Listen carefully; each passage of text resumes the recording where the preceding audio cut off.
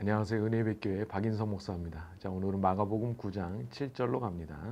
마침 구름이 와서 그들을 덮으며 구름 속에서 소리가 나되 이는 내 사랑하는 아들이니 너희는 그의 말을 들으라 하는지라.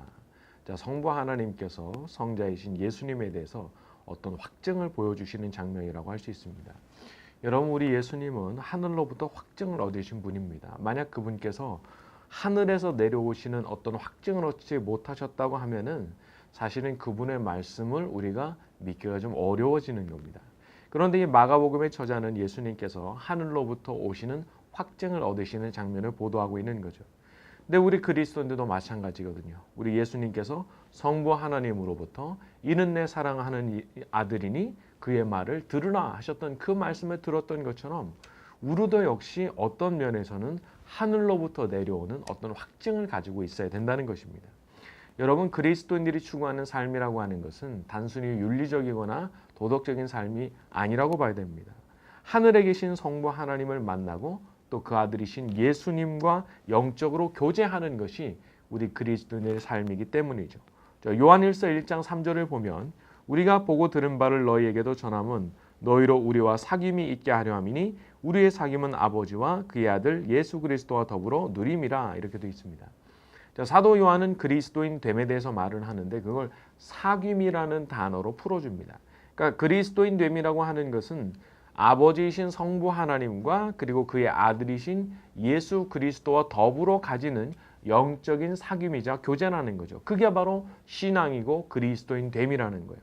그래서 그분들이 죽으신 분이 아니라고 그러면은 우리의 삶 가운데도 하늘로부터 말미암는 어떤 확증이 반드시 주어져야 되는 측면이 존재하는 겁니다.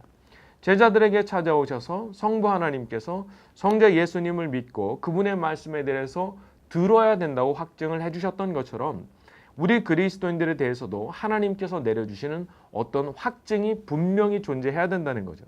그러니까 모든 사람들이 볼 때 야, 이 사람의 삶에는 뭐가 있다. 내가 알지 못하는 다른 세계에 뭔가가 이 사람의 삶에는 있다라고 하는 것이 보여져야 되는 거예요. 그게 아주 당연한 겁니다.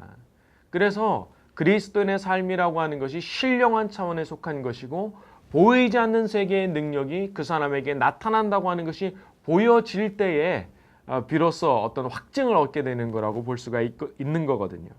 자, 우리는 신령한 이제 삶을 사는 사람들이죠. 그러니까 이런 신령한 종류의 삶을 사는 사람으로서 하늘에서 내려오는 확증을 우리가 날마다 더욱 풍성하게 누리면서 살기를 소원해야 되는 측면이 있는 겁니다.